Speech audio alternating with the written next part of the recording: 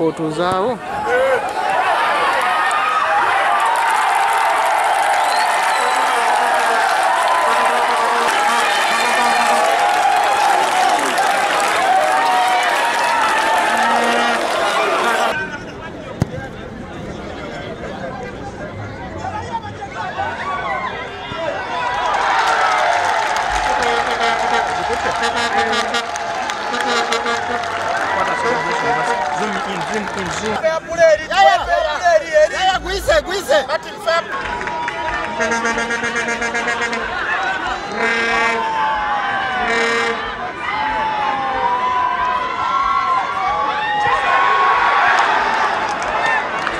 Bulumi kuba impaka twazetabamu nga twagala ogenda mu maaso.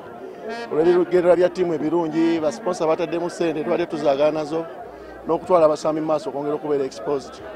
Bafuna exposure ennungi eyamba obbongerayo.